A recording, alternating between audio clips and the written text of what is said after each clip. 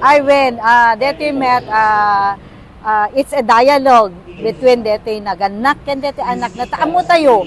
Nga tay mapaspasama kita nga panawin, like bullying, accidents. It will always redound ka dati pamilya. Yes. Iso nga, hantay pabutsulin iti sa baling individual, hantay pabutsulin iti gobyerno, no diket ti character iti may isang ubing ket aga pumetla ing ti parents. Iso nga naangay deti parent tintok nga kung kuna tayo tapno no ijay nga ma-voice out deten teenager nga hana nga maibuksilan kada parents na.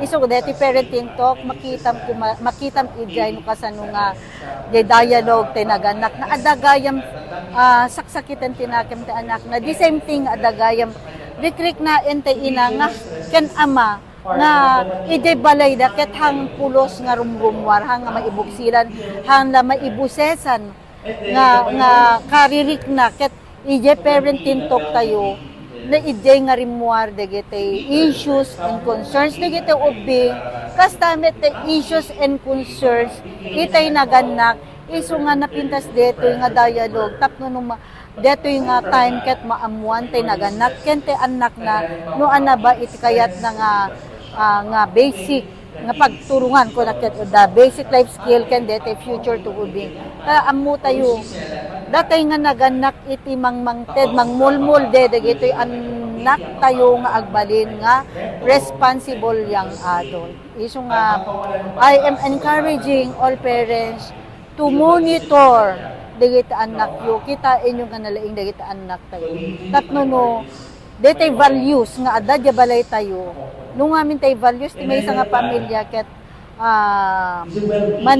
ti environment na ket kanayo nga agap-apa da parents na DJ iti maimulmula iti panunot iti anak ket eventually parang ladder data isut imalala na met lang nga values although there are some factors nga mangmangted ti tulong tapno no mamold dagitoy nga ubing like datayo nga frontliners datayo nga stakeholders from the media, from the teachers, from the city government.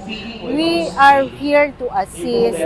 We are here to provide dagiti agbalin nga balin nga responsable dagitoy ubing nga handa nga ma-feel iti unek ti pagtainganda ket from us kumaket let us understand deti background iti may nga ubing wenno background ti may nga pamilya ta hantay ko mga i-judge ida because we don't know no ana iti pag-ikutan deta nga pamilya nga problema.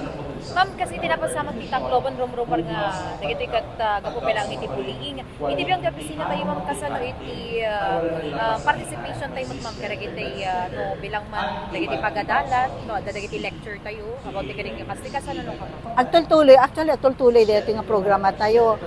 It's been a regular program already nga nohan tayo maka-penetrate iti eskwelahan.